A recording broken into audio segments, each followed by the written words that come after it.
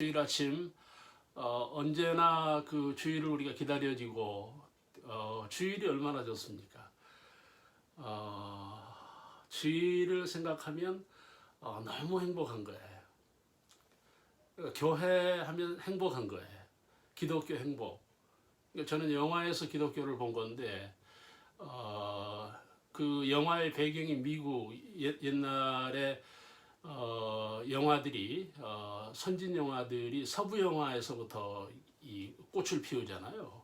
근데 그 영화를 보면 세계를 볼 수가 있고 사회를 볼 수가 있고 인간을 볼 수가 있었어요. 그 영화라고 하는 게 중요한 거예요. 여러분 영화를 보실 수 있기를 바랍니다.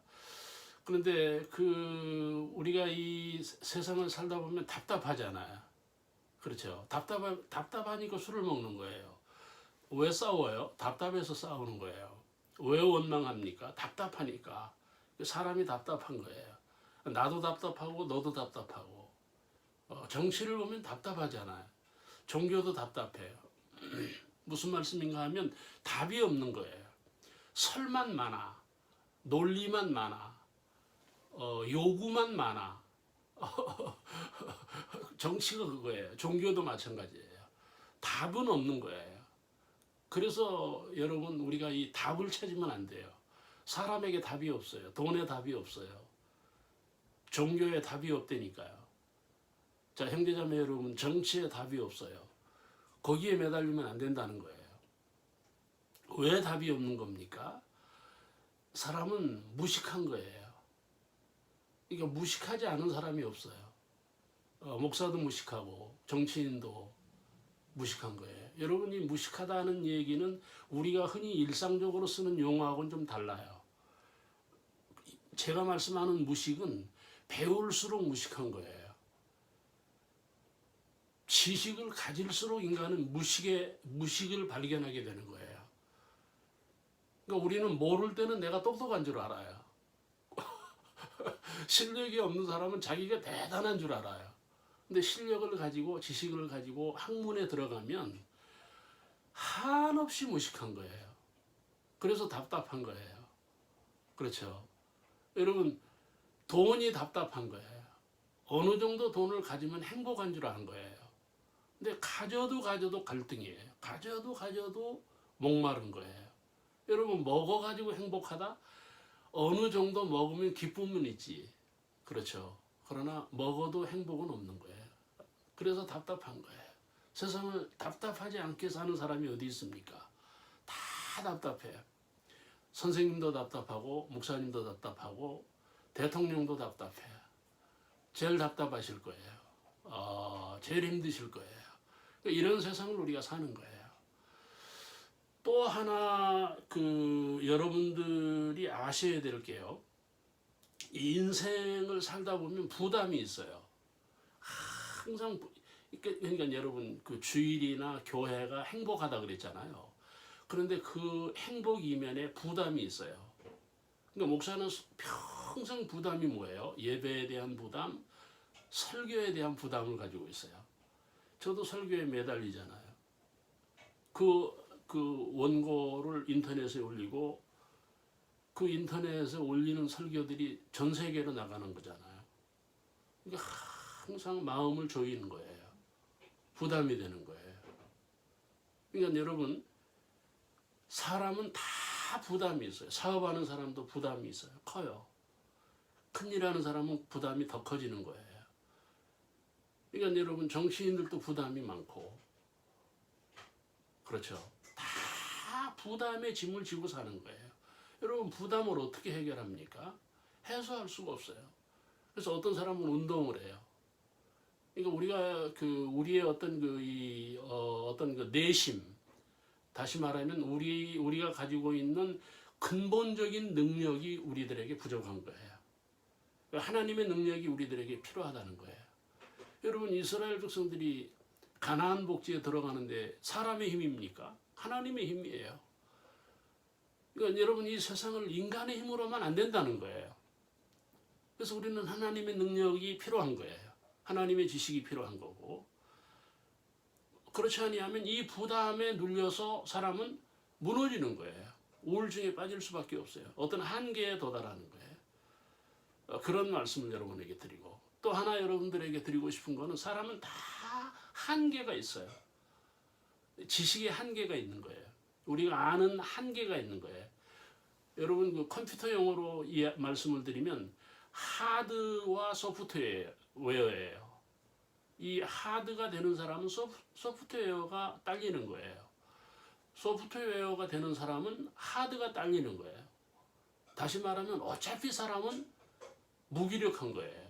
한계에 부딪히는 거예요. 그렇죠. 세상을 여유만만하게 사는 사람이 어디 있습니까? 그렇죠. 다 부담 가운데 사는 거예요. 자기가 할 수 있는 일을 못 하는 거예요. 자기가 하고 싶은 일을 못 하는 거예요. 그렇죠. 그래서 사람은 한계에 부딪히는 거예요. 그런데 오늘 이 본문을 보시면은요, 놀라운 그 사건이 벌어지는데, 이 그 대제사장들이나 서기관들이나 당시 유대인들이 예수님의 가르침에 놀라고 있는 거예요. 자, 형제자매 여러분, 굉장히 중요한 부분인데 놀랬다는 얘기는 뭡니까? 흥분했다는 거예요. 예수님의 말씀에, 예수님의 가르침에 흥분을 한 거예요. 여러분 흥분해 보셨습니까? 여러분 흥분이라는 건 뭐예요? 자기 감정, 자기 이성의 어떤 이상의 어떤 기분이잖아요. 사랑도 흥분이잖아요. 여러분 언제 흥분해 보셨어요? 옛날 부흥회? 옛날에 어느 목사님의 설교에 흥분해 보셨습니까? 그런 흥분 중요하잖아요. 그 이후에 흥분이 있습니까? 여러분 정치에, 경제에, 여러분 이 세상 일에 흥분해 본 적이 있습니까? 화딱지만 나는 거 아닙니까? 흥분, 정말 우리가 좋은 의미에서 흥분할 수 있는 게 뭐냐? 예수님밖에 없다는 거예요. 지금 대제사장들이 예수님 죽이려고 하는 사람들 아닙니까? 예수님을 대적하는 사람들이에요. 예수님을 반대하는 사람들이에요. 근데 이 사람들이 예수님의 가르침에 흥분을 했다는 것은 바로 그 부분이 행복한 거예요. 사람이 사랑에 흥분을 하잖아요. 이게 잘 모르겠어요. 술에 대해서는 사람이 술을 먹으면 흥분하잖아요. 없는 기쁨이 오잖아요. 없는 소망이 생기잖아요. 그렇죠. 그냥 그 업다운된 그 어떤 감정이 일어나는 거예요. 술에. 여러분 우리 아이들이 친구들하고 놀면서 흥분하잖아요. 아이들은 순수하기 때문에 흥분을 해요. 근데 지금 이 대제사장들과 서기관들과 지도자들이 예수님의 가르침에 흥분했다는 거예요. 여러분 예수님 말씀을 그냥 무슨 읽는 게 아니에요. 그분의 말씀을 면밀히 받아들이면 우리의 마음에 흥분이 일어나는 거예요. 엔돌핀이 생기는 거예요. 여러분 우리에게 없는 그 멜라토닌이 생겨서 우리의 뇌를 건강하게 하는 거고, 우리의 뇌로 하여금 반응을 해서 사람을 기쁘게 하는 거예요. 소망을 갖게 하는 거예요. 여러분 예배와 설교에 그런 기능이 있는 거예요. 우리의 기도와 예배, 우리의 찬양이 우리에게 없는 흥분이 생기는 거예요. 그게 우리에게 건강을 주는 거예요. 우리의 몸을 회복시키는 거예요. 아시겠습니까?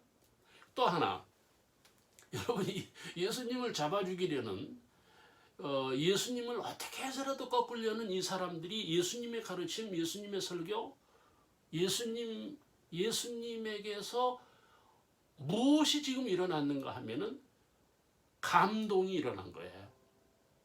감동. 여러분 형제자매 여러분, 여러분은 언제 감동해 보셨어요? 세상에 감동할 게 있습니까? 사람들에게서 감동이 일어날 수 있습니까? 세상 어떤 일이 우리를 감동시킵니까? 그건 우리가 어렸을 때, 우리가 모를 때에 일어나는 감정이에요. 그러나 우리가 어른이 되고 성인이 되고 30년, 40년 예수를 믿고 보면 여러분 감동이 없는 거예요. 그러나 오늘 이 제사장들은 예수님의 설교에, 예수님의 가르침에 감동을 받은 거예요. 감동이 우리들에게 중요한 거예요. 가르침에. 사람은 배워야 돼요. 사람은 공부해야 돼요. 왜 그런가 하면 공부를 해야 새로운 거를 보는 거예요. 여러분, 공부하는 사람이 행복한 거예요. 나는 오늘 여러분들에게 책도 읽고 영화도 보시고, 책을 읽으면 사람이 깊어지는 거예요. 영화를 보면 사람의 영역이 넓어지는 거예요. 이런 것들이 우리를 행복하게 한다고 하는 것입니다.